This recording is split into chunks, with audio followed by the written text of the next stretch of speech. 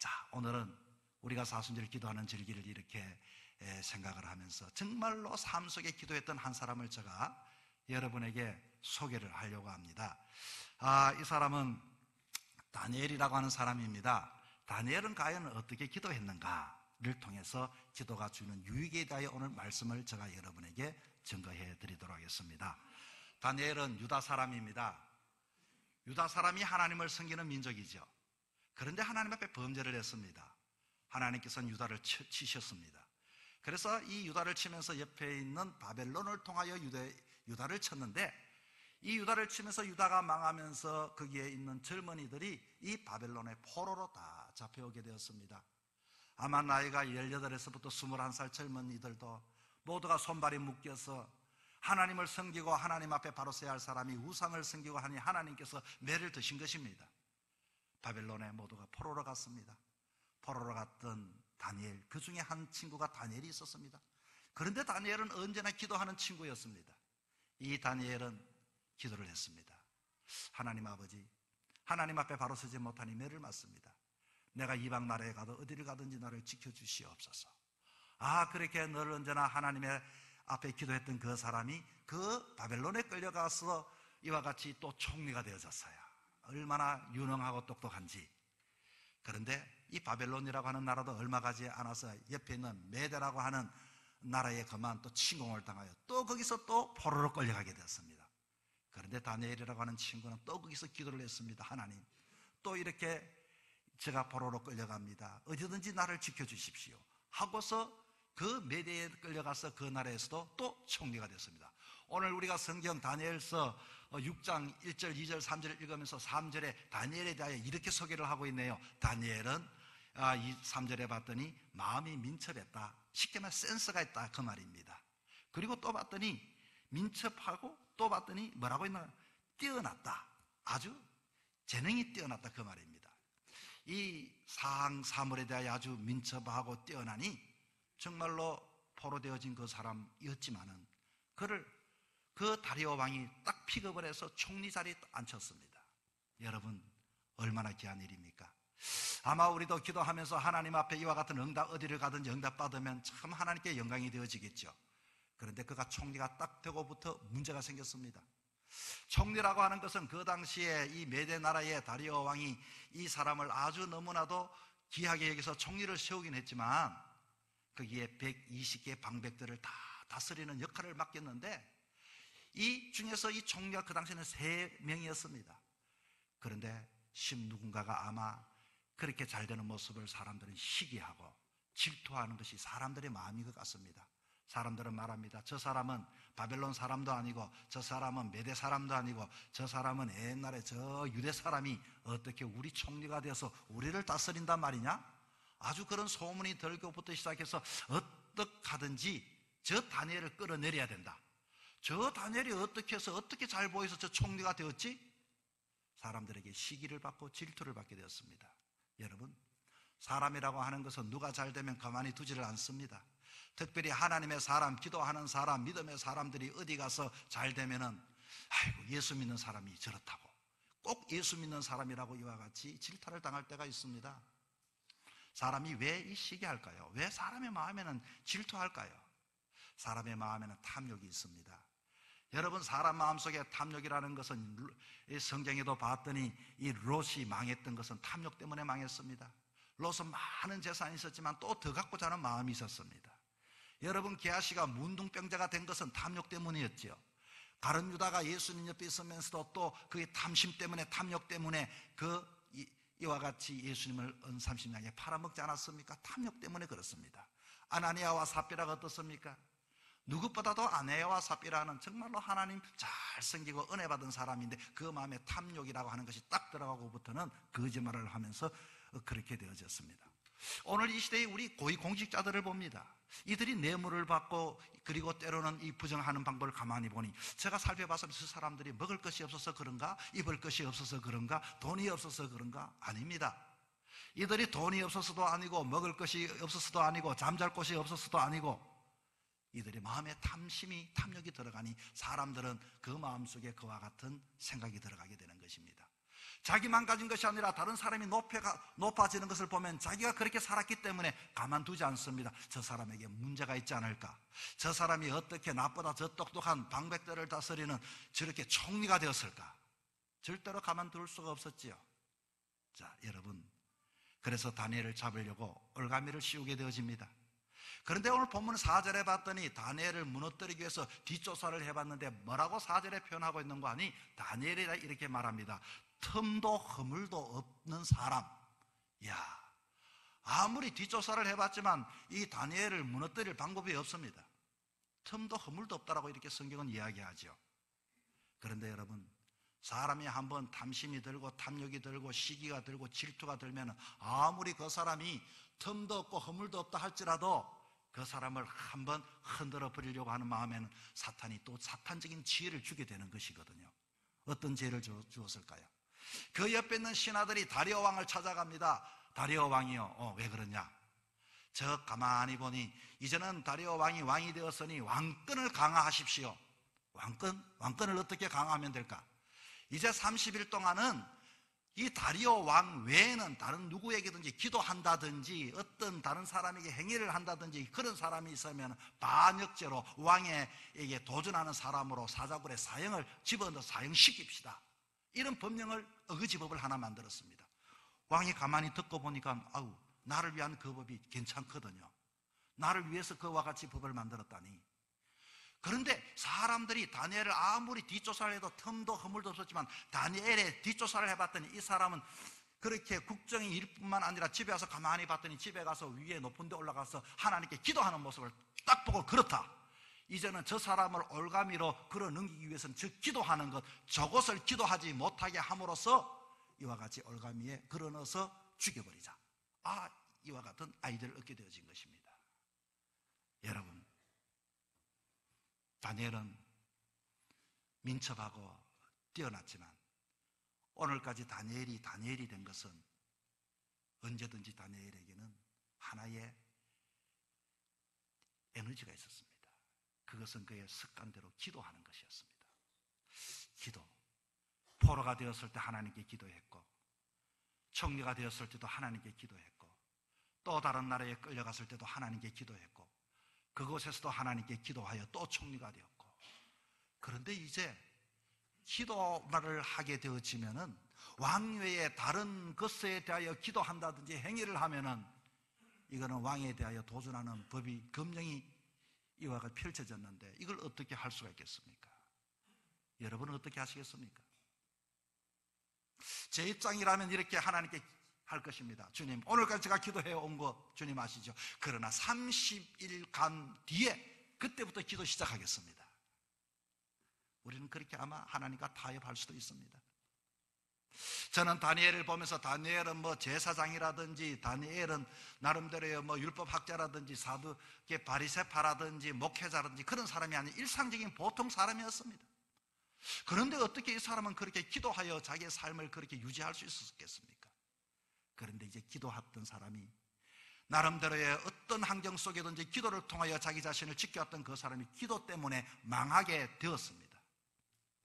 여러분은 어떻게 하시겠습니까? 그런데 10절에 봤더니 다니엘이 이 조서에 왕의 도장이 찍힌 것을 알고도 자기 집에 돌아가서는 그 방에 예루살렘으로 향하여 열린 창에서 전에 행하던 대로 하루 3번씩 무릎을 꿇고 기도하며 그 하나님께 감사하였더라. 아무리 그렇지 이 사람이 정신이 올바릅니까? 여러분, 우리가 알아야 합니다. 이 세상이라고 하는 것은 그 바벨론이나 메대 나라뿐만 아니라 세상의 모든 세상은 믿는 사람들이 기도하는 것을 싫어합니다. 믿는 사람들이 예수 믿는 것을 드러내는 것을 싫어합니다. 우리는 하나님의 자녀임에도 불구하고서 기도하는 것이 다른 사람들에게 때로는 너무나도 독특하게 보여서 저들에게 몰래 기도하기도 합니다. 다니엘은 그렇지 않았습니다.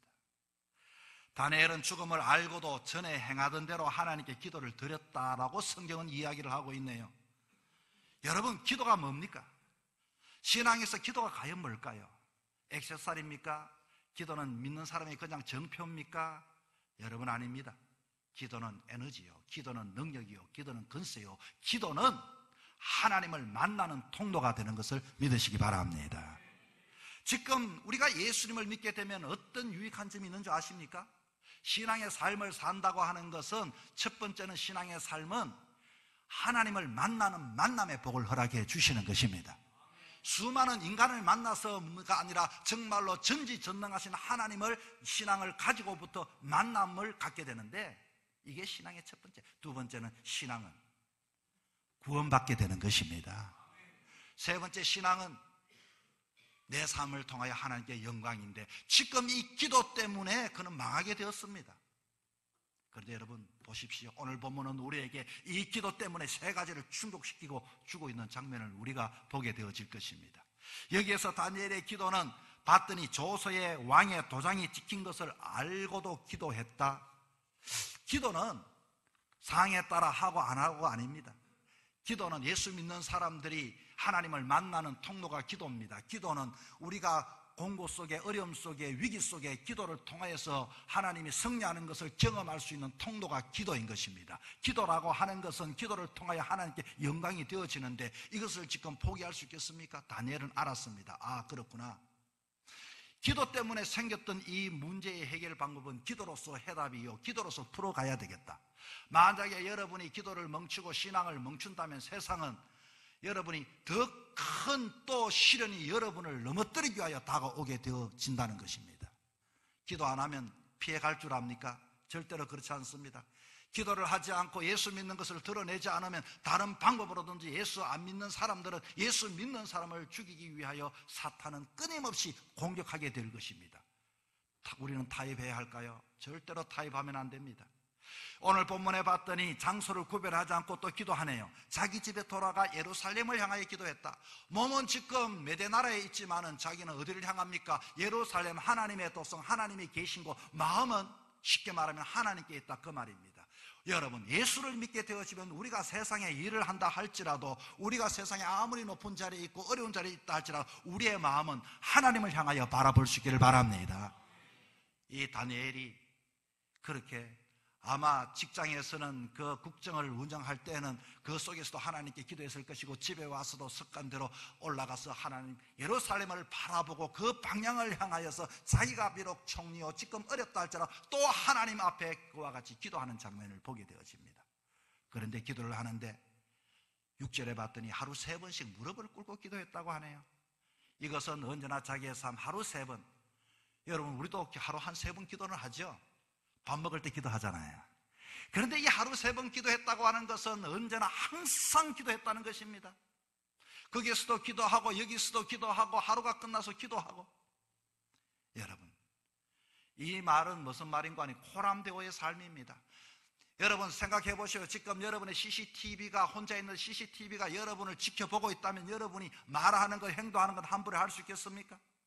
그는 하나님의 사람이었기 때문에, 하나님의 기도했기 때문에 언제든지 하나님 앞에 있다는 마음을 가지고 그와 같이 삶을 살았다, 그 말인 것입니다.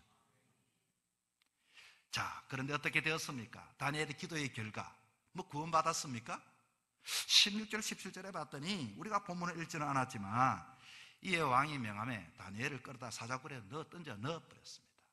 이야, 다니엘을 시기하던 사람이 마치 기다렸다는 듯이, 적어봐, 지금 다니엘은 분명히 법령이 선포가 되어서 또 기도하다니 도무지 저 사람 저거 제정신이야? 이렇게 모두가 고소 고발하면서 그를 비난했을 것입니다. 아마 요즘 신문 같으면 어떤 신문이 났을까요? 아주 대반역계로 나지 않았겠습니까? 총리라고 하는 사람도 정신 못 차린다고 신문 나지 않았겠습니까? 어떻게 법이 엄연히 알면서도 했다는 것은 너무나도 아주 괘씸하다고, 이렇게 고의로 그랬다고 이와 같이 그 사람을 험담하지 않았겠습니까? 그러나 다니엘은 개의치 않았습니다. 자기가 살아왔던 삶의 스타일이었거든요. 자, 그래서 어떻든 그렇게 체포되어졌고 그렇게 그는 사자굴에 던져졌습니다. 여기까지 보면 다니엘은 실패한 인생입니다. 여러분, 여기까지는 예수를 믿게 되면 우리가 앞으로도 겪어되어질 우리들의 모습입니다. 그런데 다니엘이 사자의 밥이 되었을까요? 시체로 나왔던가요? 아닙니다. 자, 그런데 본문 22절에 봤더니 오늘 우리가 정말로 신앙의 맛을 보기를 원하는 분들은 이 본문을 유심히 한번 보시기 바랍니다. 이 하나님께서는 이 절망의 장소, 그 사자 굴 속에서 그는 진짜 하나님을 만나게 되었습니다. 할렐루야. 22절을 보십시오. 나의 하나님이 이미 그 천사를 보내어 사자들의 입을 봉하셨다. 이미 미리 하나님께서는 그 사자굴의 죽음의 자리에, 그 자리에 주님은 이미 천사를, 사자들을 보내어 기다려서 하나님께서는 문제를 다 해결해 주셨다, 그 말입니다. 그 사자는 죽음의 장소가 아니라 하나님을 만나는 장소가 된 것입니다. 기도를 통하여 여러분 하나님을 만날 수 있기를 바랍니다. 사자굴 속에 들어가기 전에 이미 천사가 와 기다리고 있었습니다. 하나님을 만나기 원합니까? 여러분 기도하십시오. 기도할 때 좋을 때만 기도하고 슬플 때만 기도하는 것이 아니라 기도 때문에 문제가 생겼을 때 정말 기도하게 되어지면 그 장소에 이미 하나님이 여러분을 기다리고 계시는 것을 믿으시기 바랍니다. 롯과 아브라함은 삼촌과 조카 관계였습니다. 롯과 롯은 아브라함에게 말합니다. 삼촌, 저는 어디 가든지 삼촌 꼭 따라다닐게요. 그런데 재산이 많아지니까 아브라함과 롯이 함께 할 수가 없었습니다. 자꾸 그 종들끼리 다툼이 일어났습니다. 그래서 결론을 내렸습니다. 롯과 아브라함이 서로 헤어지기로 했습니다. 그런데 이 삼촌되는 아브라함이 롯에게 말했죠. 얘야, 조카야, 네가 먼저 선택해라. 나는 이후에 선택할게. 그리고서 정말로 저 사방팔방을 둘러봤더니 물이 나고 너무나도 좋은 그곳에 마치 에덴 동산과 같으라고 성경은 창세기에 나와 있죠. 그곳을 선택했습니다. 그렇게 선택했을 때 아브라함의 마음은 함께 있었던 그 롯이 자기를 떠났고, 그리고 좋은 장소를 향하여 먼저 떠났기에 그는 버려진 땅에 그렇게 고개를 숙이고 가만히 이렇게 우울하여 처져 있었습니다. 그러나 그는 믿음을 지켰습니다. 그는 선의롭게 삼촌답게 판단하고 그렇게 기회를 먼저 줬습니다. 그를 그대로 내버려 뒀을까요? 하나님이 찾아오셨던 것입니다. 할렐루야. 여러분, 그리고서 아브라함에게 찾아오셔서 하나님이 뭐라고 말합니까? 아브라함아, 눈을 들어라. 동서남북을 봐라. 종과 행으로 너가 다니는 것을 내가 너에게 다 주리라. 할렐루야. 그렇습니다. 하나님을 믿고 어려움을 당하고 여러분 포기하지 마시기 바랍니다. 바로 믿음을 지켰다면 그 자리에 하나님이 이미 하나님의 역사, 하나님이 그 자리에 계셔서 여러분을 기다리고 계시는 것입니다. 둘째는 사자굴이 어떤 자리일까요? 정말로 죽어서 끝이 난 자리입니까? 정말로 기도했던 결과가 죽음이었습니까? 패배의 자리에서 그 자리는 승리를 선포하는 자리가 된 것입니다. 24절에 봤더니 왕이 말하되 다니엘을 참소한 사람을 끌어오라. 그들의 처자와 함께 사자굴에 던져버려라. 그들이 굴 바닥에 닿기도 전에 사자들이 그들을 움켜 뼈까지도 부스러뜨렸더라. 참소하는 자. 여러분, 이 장면을 보면서 예수님을 믿고 신앙대로 살려고 하는 사람들, 이 세상 속에 좀 출세하고 좀 잘 나가면 세상 사람들은 얼마나 말이 많은 줄 모릅니다. 참소합니다. 저것 봐, 지금도 기도하네. 법령이 있는데 알면서도 기도하네. 어떻게 총리가 돼서 자기 처신을 저렇게 못할까? 아이고, 예수 믿는 거 저렇게 드러내고 살까? 참소하고 이간질시키고 끊임없이 사이에 왔다 갔다 하고. 그러나 여러분, 속상해하지 마십시오. 여러분이 죽을 것만 같은 그 자리, 믿음을 지키고 죽을 것 같은 그 자리에서도 하나님께서는 패배의 자리를 승리의 자리, 기쁨의 자리로 변화시켜 주시게 되는 것입니다. 우리가 왜 예수를 믿죠? 예수 믿으면 구원받는다고 합니다. 구원이 뭡니까? 죽을 수밖에 없는 인생이 예수님을 통하여 구름통에서 건져내는 것이 구원 아니던가요? 그것이 믿음의 사람이 믿음을 지켰더니 어쩌면 사자굴 속에 죽을 수밖에 없는 그 인생이 하나님께서 구원하시고 도리어 자기를 이간질했던 모든 저 자식까지도 뼈가 부스러뜨리기 전에 그와 같이 그들을 패배시키고 하나님의 다니엘을 그렇게 높여 주시게 된 것입니다. 여러분, 패배의 자리가 아닙니다.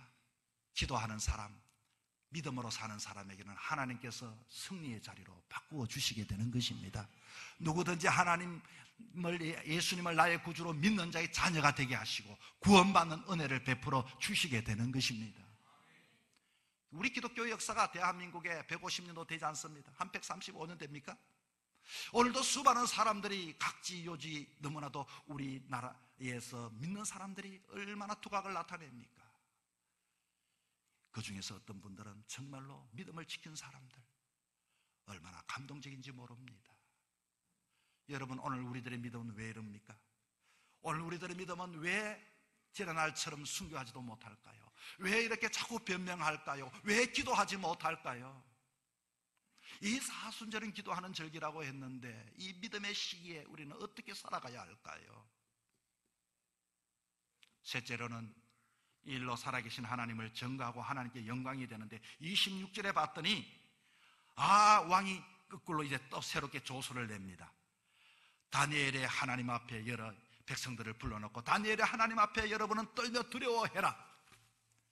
그리고 그런 살아계신 하나님이다. 이거 누구 입을 통해 말합니까? 다리오 왕의 입을 통해서 말합니다. 또 뭐라고 말합니까?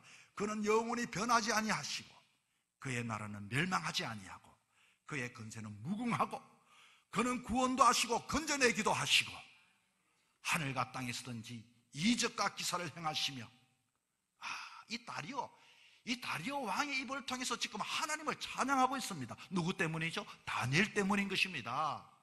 여러분 때문에 여러분의 가정이, 여러분 때문에 여러분의 주변의 사람들이 여러분의 삶을 통해 하나님께 영광 드릴 수 있는 인생 될 수 있기를 바랍니다.